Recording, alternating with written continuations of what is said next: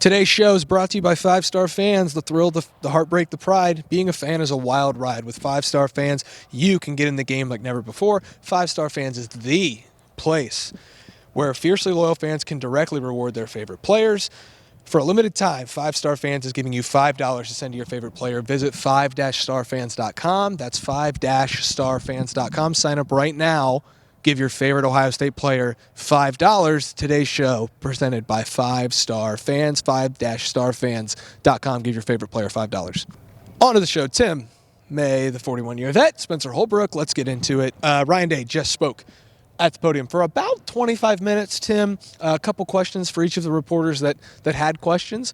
And it's finally here. We're finalizing prep for Ohio State, Tennessee. That's the last time we will talk to the head ball coach ahead of Ohio State versus Tennessee. We won't talk to any more Buckeyes through the week. The next time we see them will be on the field in the Horseshoe, 20 degrees for that 8 p.m. kickoff between the Buckeyes and the Vols for the first round of the college football playoff. What did you learn from Ryan Day today?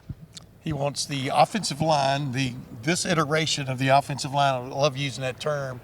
It may not even be accurate, but he wants this iteration of the Ohio State offensive line to rock off the ball, move Tennessee off the ball. There's one thing you can always do as a big guy.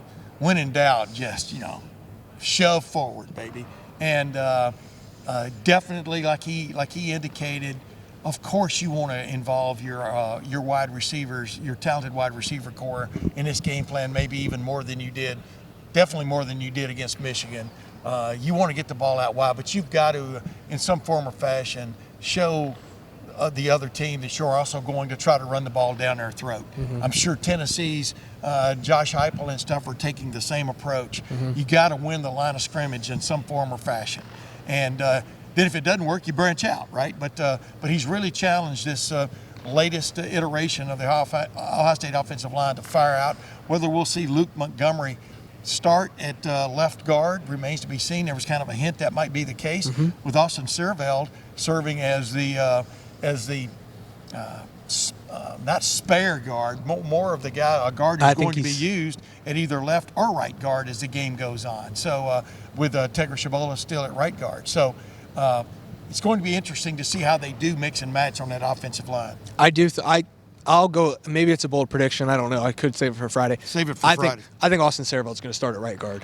I do. I think Luke Montgomery and Austin Searveld will be the two guards. But if they're not, then I won't be surprised. But it's just a thing that I have a little bit of a hunch that, keep Integra involved in this, making sure that he knows that his time could be at any moment, but understanding that he didn't play well enough, I think, is one thing that I'm starting to pick up on there.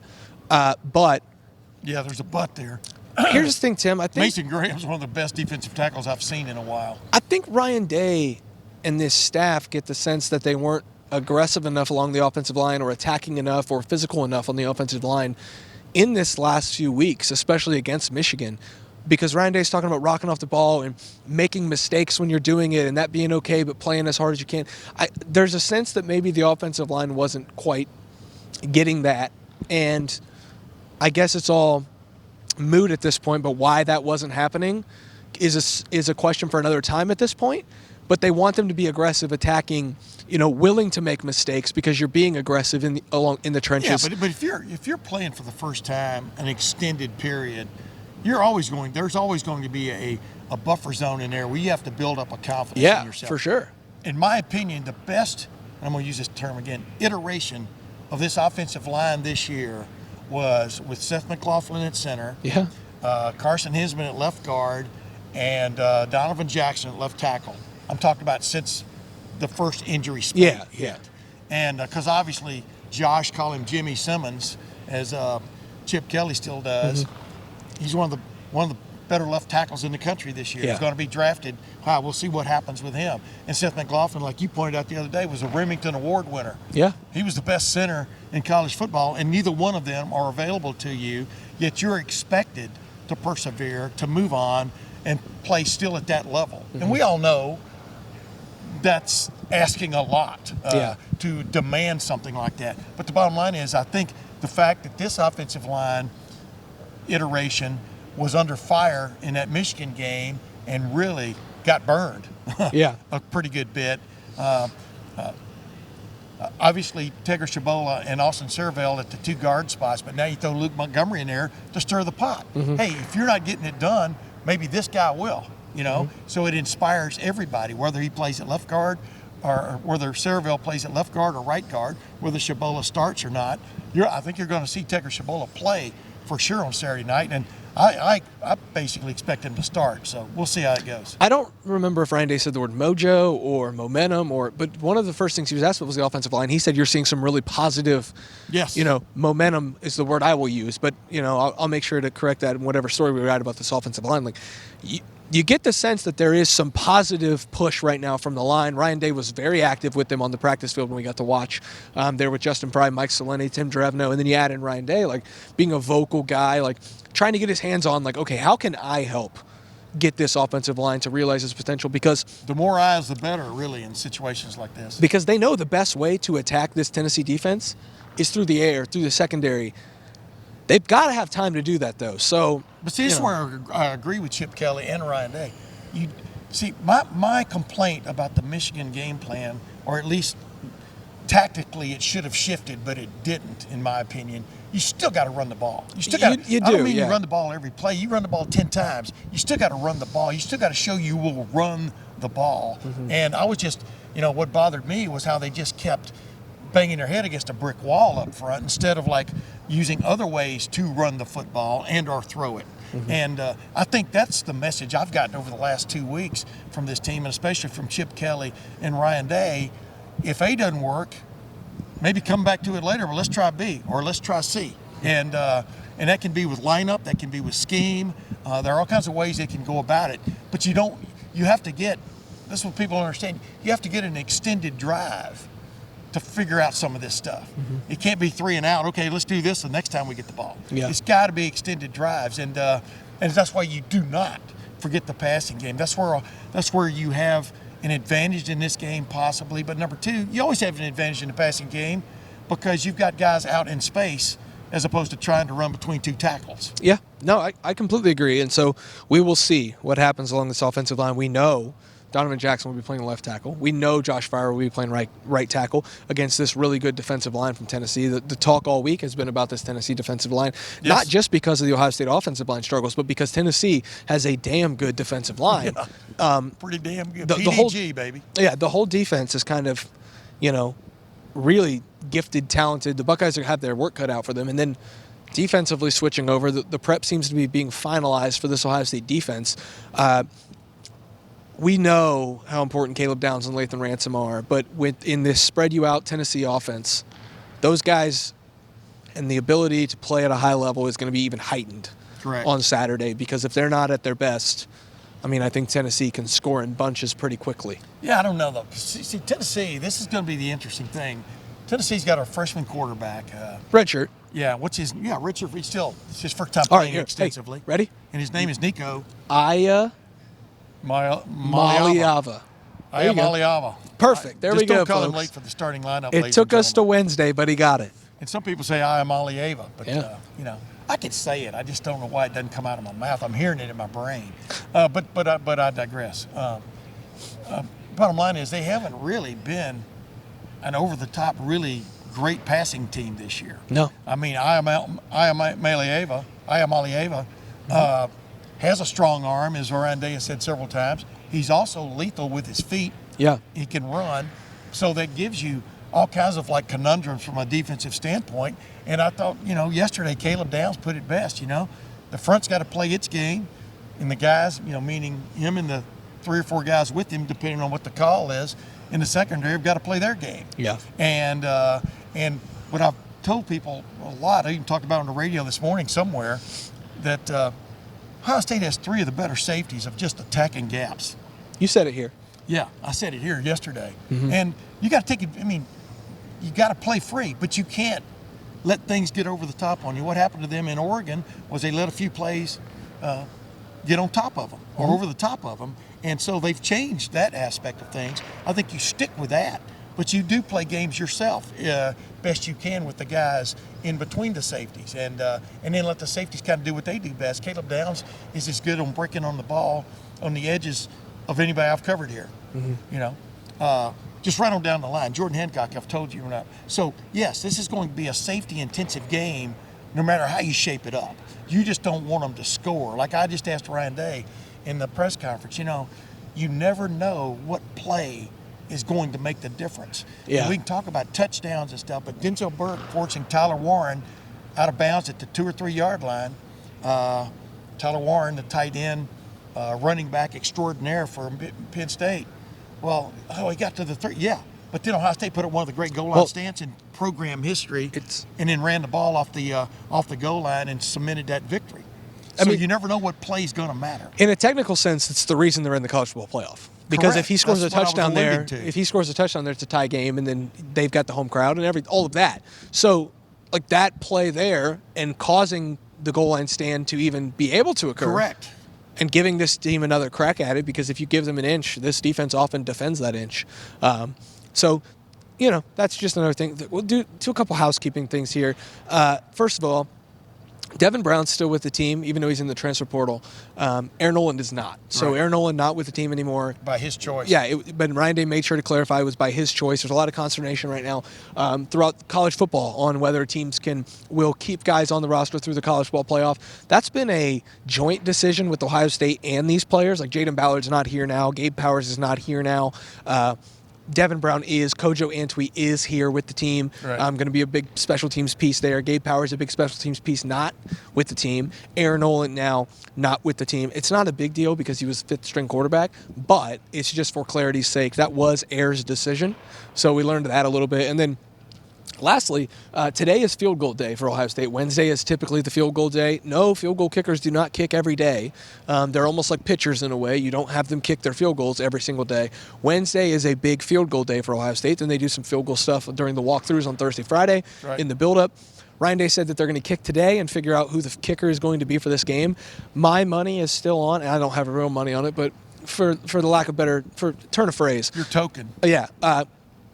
My chips are on Jaden Fielding remaining the kicker. Yep. Because here's the deal. He had a horrendous game against Michigan. Everyone in this building that I've talked to acknowledged that he had a bad game against Michigan. And if we talked to Jaden, he would also acknowledge that. Yep. But he made a fourth quarter field goal into the Penn State student section, a huge field goal against Penn State. Yep. He made a massive field goal directly into the Oregon student section at Oregon in the fourth quarter to give Ohio State the lead with 5 minutes to go. Guy who's made some pretty big kicks for this team this year.